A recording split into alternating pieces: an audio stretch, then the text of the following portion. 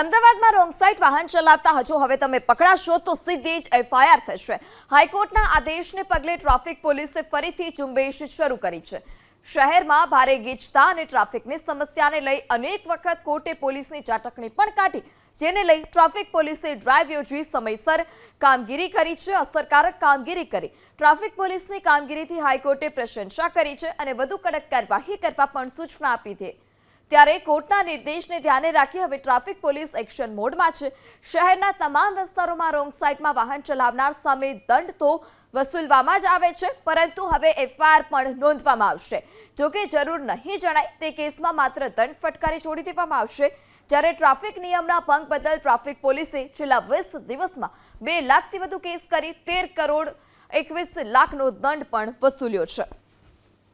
Traffic પોલીસે હવે ફરી એક ઝુંબેશ છે તે જાહેર કરી છે। જેટલા પણ રોંગ સાઈડ આવશે તેની સામે દંડાત્મક નહીં પરંતુ એફઆઈઆર કરવામાં આવશે। અત્યારે અમે લોકો આવી ગયા છે અમદાવાદના માનસી સર્કલ ઉપર અને આપ જોઈ રહ્યા છો આ રિક્ષા ચાલક છે કે જે રોંગ સાઈડમાં આવી રહ્યા છે। તેમની સાથે વાત કરવાનો પ્રયાસ કરીશું। ભાઈ, રોંગ સાઈડમાં કેમ આવી રહ્યા છો?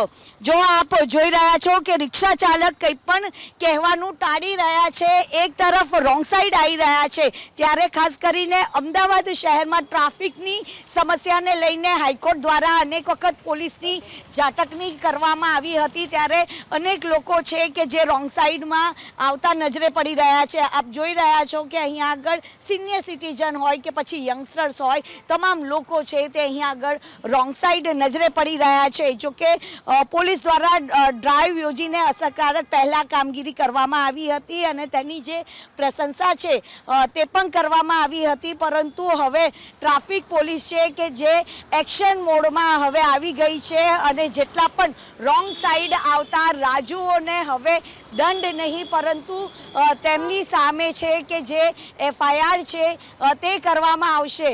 આપણી સાથે અહીંયા આગળ જે રોંગ સાઈડમાં આવ્યા છે આપ જોઈ રહ્યા છો, મીડિયાને જોઈને અને તમામ લોકો જો અહીંયા આગળ અકસ્માત થતો પણ રહી ગયો છે। લોકો છે કે જે ટ્રાફિકોનું નિયમોનું જે ઉલ્લંઘન છે તે કરતા નજરે પડી રહ્યા છે અને તેને જ લઈને હવે ટ્રાફિક પોલીસ દ્વારા જેટલા પણ રોંગ સાઈડમાં આવશે તેમની સામે એફઆઈઆર કરવામાં આવશે। કેમેરામેન મલય દવે સાથે રાજલ બારોટ, એબીપી અસ્મિતા।